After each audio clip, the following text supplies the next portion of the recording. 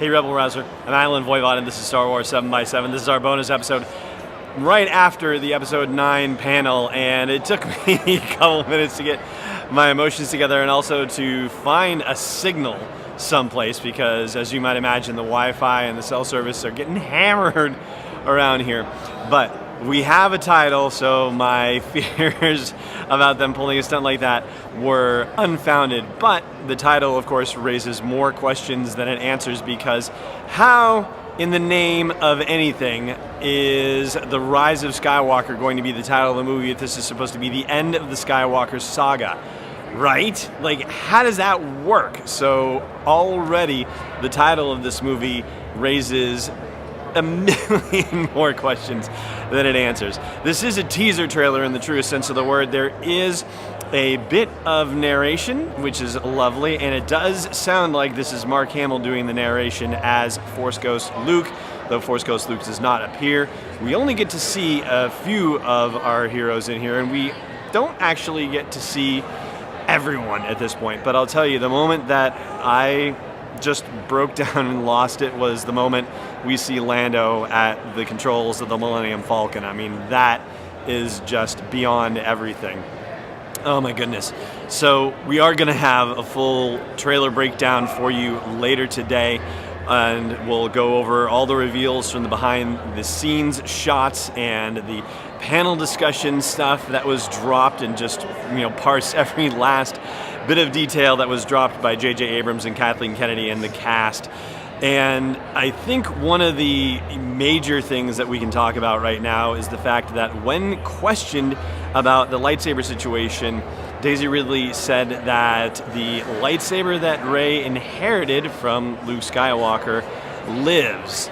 And that was apparently, by all appearances, unless somebody's going to correct me on this, which is entirely possible, the lightsaber that we got to see in the teaser trailer for The Rise of Skywalker. So it looks like it's in pretty darn good shape. And so that has its own explanatory situation as well. Other things that we have tons of questions about now, I have tons of questions about, but we, meaning you too, I'm sure. Where are they that we're seeing pieces of the Death Star? That's its own situation too, because it would have had to survive for 40 years or 30 years without being deconstructed somehow, without having been, torn down for scrap. That's a lot of Death Star. So some explanation needs to happen there. And of course, what desert planet we're on, we still don't know. I mean, I'm still feeling Jeddah, but there's still a lot to learn. We get another look at the droid Dio that debuted on stage at Star Wars Celebration Chicago, who looks to be about as wicked cute as you could possibly expect. And I'm wondering if the folks at Sphero, who designed or helped design the BB-8 that came home into little radio-controlled devices, whether they're going to be involved in this one as well. Oh, what else do you want to talk about? The incredible flying leap. So there was a question on the panel about how Rey had exhibited certain force powers, and would she exhibit any others in the Rise of Skywalker? And according to JJ, basically yes, without saying yes, thanks to the help of their wonderful stunt director. And we got to see that in the flip that she does over what appears to be Kylo's TIE silencer. It looks a little bit different. The gloves that we see that appear to be pushing down on the accelerator or pushing ahead on the accelerator, I think the implication is that that's Kylo, but who knows? We can't say for sure, because that's could be one of the situations where they're giving us a little bit of something, but it's really kind of a dodge, essentially. Other things we have confirmed that it is not taking place immediately after The Last Jedi. Some time has passed, though they will not confirm how much time has passed. And, how can we not say anything about the laughter of Emperor Palpatine at the end of this trailer? What in the heck is that about? So,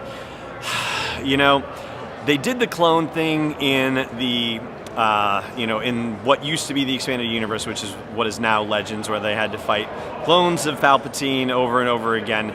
So, the cloning situation is a possibility, and the notion of clones has already been raised. It was raised in The Force Awakens, so it's definitely not off the table.